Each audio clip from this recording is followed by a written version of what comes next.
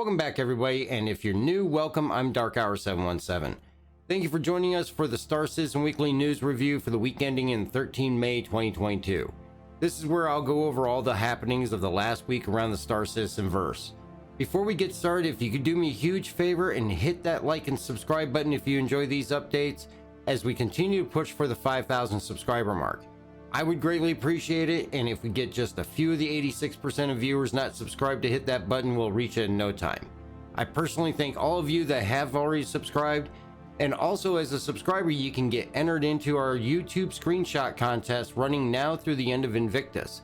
Details are going to be on the community page. So this week was a great week in patch 317 as all seemed to run fairly smooth with little to only minor issues, with the exception of Friday evening when we saw several issues with the friends list as well as the party invites.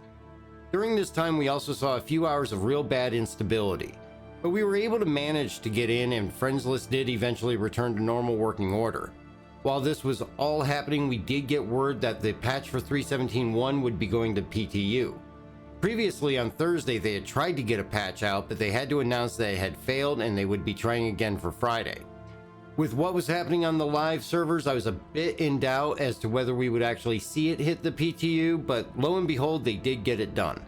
And honestly, my thanks to CIG for putting in the work to do so. Though with what we experienced on the live servers, I was a bit hesitant as to what the PTU would be like. We did check out the patch notes, and there were a lot of items that carried over from the 317 PTU as far as known issues. All are reoccurring with the exception of the Platinum Bay shops at rest stops will temporarily have a generic home screen, and the Scorpious flight tuning will change as the ship's maneuverability is set too high currently. Now the second one is definitely important to note if you own the Scorpious, as the maneuverability it currently has in game will be tuned still. Which is understandable, as currently handles more like an Arrow or a Gladius and not like a heavy fighter.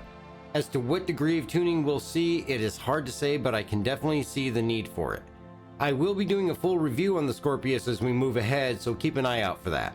Testing focus for this PTU is of course two things: the RSI Scorpious and the Invictus Fleet Week playtests.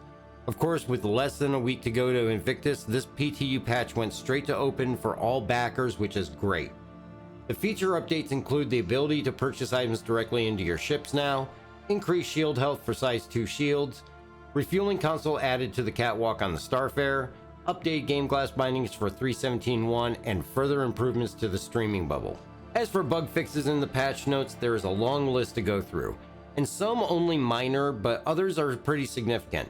Some of the highlights though are selling an item should no longer reset search filters back to the default. Which is great because even though you don't have a sell all button, instead of having to go through and filter everything down to the item you want to sell again, it'll just go right back to the screen where that item is actually already shown, and you can just hit the sale button one more time. They also fixed an issue causing passive detection range to be drastically reduced for all ships and vehicles.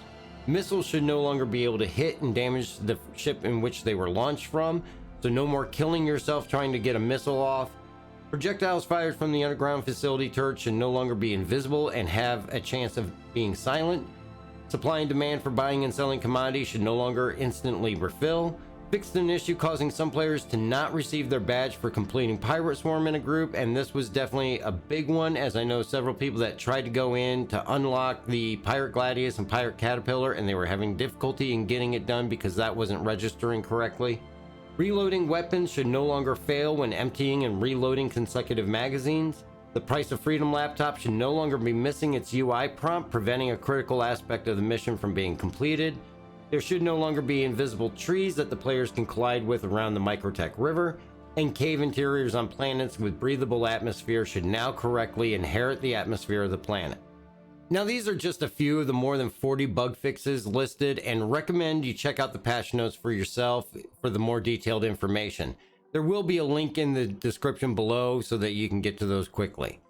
We got to explore the PTU though Friday for several hours, and I will say honestly it was a great experience. We did run into a couple of the usual bugs, nothing game breaking though. We had the opportunity to fly the Scorpious and take it on a couple of bounties. Flying this was actually an amazing experience, and I had a lot of fun with this ship.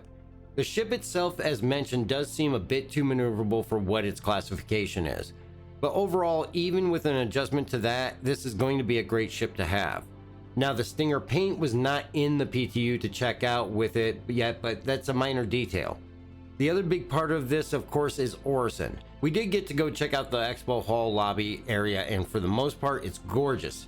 Even with it being basically a reskin of the new Babbage lobby area, but the platforms and areas leading up to it are all Orison for sure.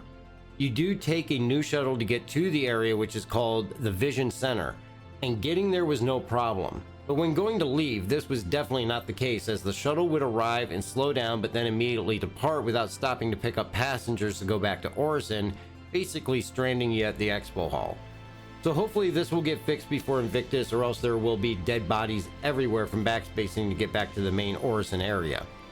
Overall, the PTU ran very smoothly and had only minor performance issues, in which I'm confident these are going to be resolved prior to the launch of Invictus. The Bengal as well as the Javelin were making their rounds during a 4-hour test flight on Friday, and as before, the Javelin docked and was open for tours.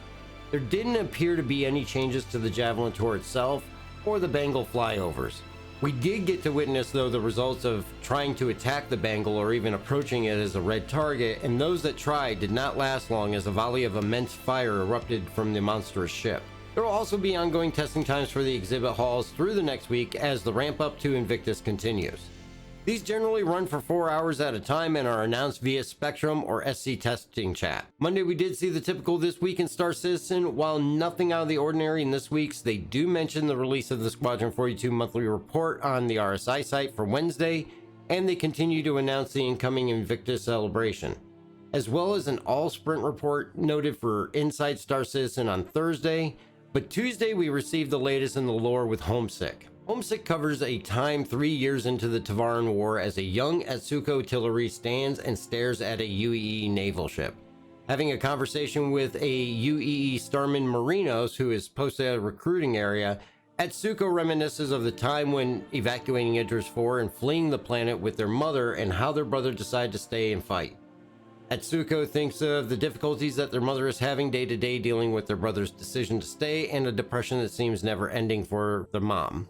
This follows through Atsuko and Starman Marino's interaction as she is being shuffled through in an attempt to be recruited, and while open to the idea and feels it would allow contribution more to the war, the realization at the end that the need to stay and help their mother is the more important priority at this time. A link to this short story will be in the description. I highly recommend everybody check it out. It's a really well written story. This brings us to Wednesday, which brought us the Squadron 42 monthly report that we discussed last week and is now available on the RSI site, as well as the latest roadmap roundup, which is very light this week but really has one major important thing on it, and that is the fact that the RSI Scorpious is moved to committed for 317.1. As we also found this out from its availability to fly in the PTU patch released Friday evening. Thursday brought us an all-sprint report on Inside Star Citizen, and in this edition titled Oops All-Sprint Report, we saw an update on AI Flight Path, an example of Cuddy Black coming in for a landing, as well as a constellation. As noted, this is going to really lead to NPC reinforcements being able to fly in and land versus having to use spawn closets all the time.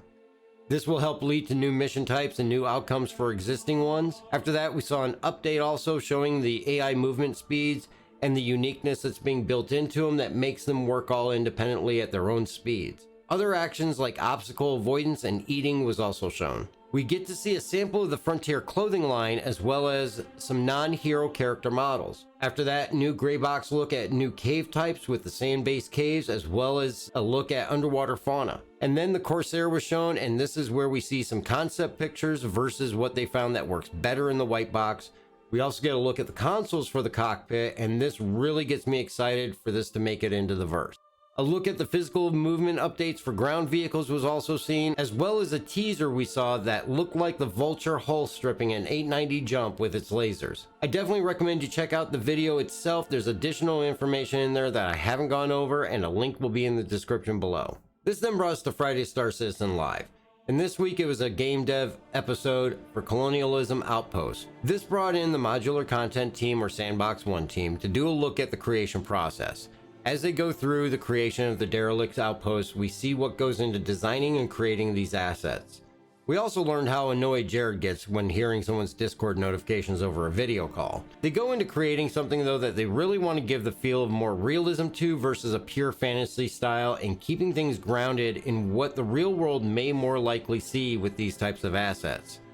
Overall, the hour was good watching them create the area and well worth the watch for those that are into the design elements of game development. Link to the show will be in the description. And that's about it for this week. As the upcoming week will surely ramp up and we may hear more about the straight to flyable ships for Invictus and testing the PTU, I'll bring you more information as it comes. Who knows, maybe we'll get a glimpse at what's inside the box at Drake Defense Con. Thanks for checking the video out though, and do not forget to get your entries in for this month's giveaway. It's a Misc Expanse with LTI and Stardust paint. Just subscribe here, leave a comment on any video to enter. You can also get a second entry to double your chances by heading over to Twitch and following over there. You can also catch the streams there every Wednesday, Friday, and Sunday night at 7 p.m. Eastern Time. And of course, don't forget to go to the community tab to get all the details about the YouTube subscriber screenshot contest that will be running through now until the end of Invictus. Prizes to be awarded are going to include a Drake Cutlass Black, a Origin 100i, or a Mustang Alpha. If you would like to support the channel though, check out the merch store, the Patreon, or even give a super thanks on the video below. I really appreciate it, and everything that comes in through there goes right back into our giveaways back to the community. I want to say thank you again to everybody for checking it out. Please be safe out there, and we will catch you next time.